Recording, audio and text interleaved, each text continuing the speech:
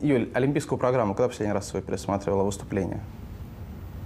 Ну, пару месяцев назад, наверное. Эмоции от выступления тогда, когда ты выступала, и эмоции от пересмотра, от того, как ты выглядела по телевизору. Можешь сравнить? Конечно, потому что, когда выходишь на лед, еще и на Олимпийские игры, это просто какие-то зашкаливающие эмоции. Но, опять же, вот я выходила 2 раза на Олимпиаду, на командный и на личный. Это абсолютно 2 разных старта для меня было, потому что командный был для меня реально какой-то праздник, потому что там сидели за бортом наши ребята, с которыми мы выступали, и вот выходила я на командный просто как на праздник, а на личный я уже выходила, там реально была борьба, все такие настроенные, все такие взволнованные, и там реально было тяжело кататься, и зал для меня был намного тяжелее даже вот в личном турнире. Как правило, у человека о каком-то событии ему напоминает, у него сразу какая-то картинка в памяти. Вот что у тебя сразу всплывает в памяти, когда тебе говорят «Олимпиада»? Ну, дело в том, что я вот всю свою спортивную карьеру, у меня вся нашла именно вот на Олимпиаду, и поэтому мы даже вот жили именно вот на Олимпиаду, надо все сделать, чтобы попасть на Олимпиаду. Там. Даже не важно, что я там заняла бы, главное было туда просто попасть. Ну и поэтому был очень тяжелый сезон именно олимпийский, потому что туда было просто нереально отобраться, потому что вроде ты отобралась, нет, не отобралась, на следующем старте отобралась, нет, дальше. И так вот все смещалось, и вроде вот до командного оставалась неделя, а мы все еще не знаем, кто туда едет. И то есть, когда мы узнали, это осталось там пара дней буквально, поэтому приходилось весь сезон быть просто буквально на пике формы, и это очень тяжело. Сейчас многие тебе сочувствуют, тебя жалеют, говорят, что вот девочка 15 лет поехала не на всегда. Олимпиаду. Ну, окей, большинство таких адекватных людей говорят, что как вот она вообще жила, она всю жизнь на коньках, всю жизнь на льду, у нее совсем не было детства. Это правда, действительно, вот тебе было так тяжело, и у тебя все было так, только лед и коньки, и больше ничего? Нет, у меня был один выходной, всегда я могла уехать там куда-нибудь, бабушке там на дачу, еще куда-нибудь, и все, собственно говоря. Ну, а так все время тренировки в школу, из школы на тренировки, как бы все время так и было. Ну, это до того, как мы в Москву переехали. А когда переехали, мы воспользовались домашним обучением, поэтому у меня были только тренировки. Сейчас тебе 16 лет, ты себя чувствуешь по-настоящему взрослым человеком? Нет. У меня был вариант. Все, иди одна, живи там. Я пока вообще не готова. Рановато мне еще пока. Хорошо, если говорить про этот сезон, я так полагаю, что он закончен. Да, он закончен, слава богу.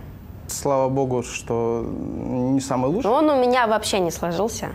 И там, конечно, очень много критериев, очень много проблем, очень много всяких вещей, о которых я даже говорить, наверное, не буду. Поэтому слава богу, что он закончен. Мне сейчас дали практически месяц.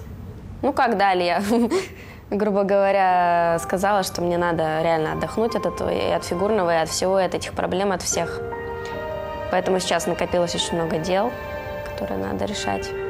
Ну, я хотя бы от этого фигурного отдохнула. Если еще вернуться к этому сезону, наверное, логично было ожидать, что он получится таким или нет? Вот ты ожидала, что он может быть не самым успешным, что он может быть очень тяжелым? Ну, в конце того сезона я не ожидала ничего. Мне главное было отдохнуть на море срочно куда-нибудь. Вот, а в начале этого сезона у меня с первого дня были проблемы, вот с самого первого. Я одела первые ботинки, которые мне не подошли, натерла ногу так, что у меня там, извините, до мяса просто.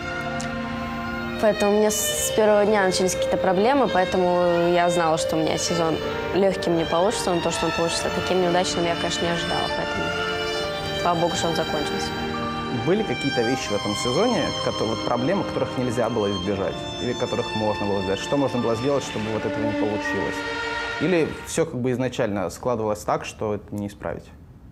Нет, ну там абсолютно решаемые проблемы, поэтому это надо просто избегать в следующем сезоне. Опыта, по идее, мы получили очень много. Не только я, и семья моя, и там тренера тоже.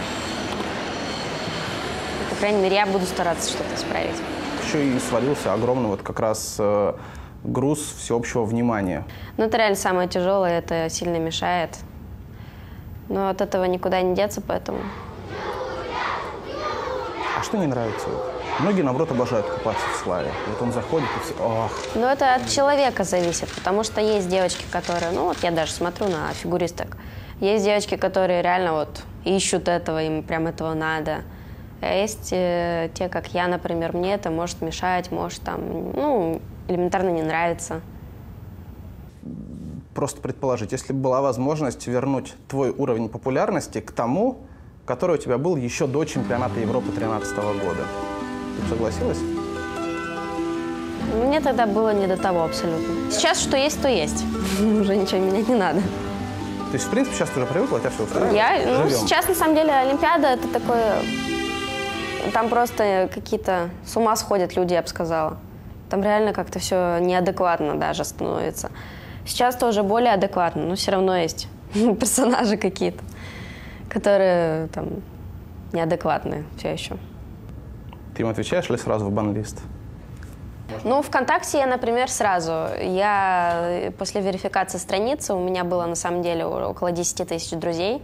Я брала всех практически. Остались только те, с кем я знаю, там общаюсь, поэтому мне посторонние люди писать не могут, я это максимально ограничиваю, потому что когда у меня был даже день, я почему-то решила открыть свою страницу, у меня просто там до 3000 дошло минут за 15.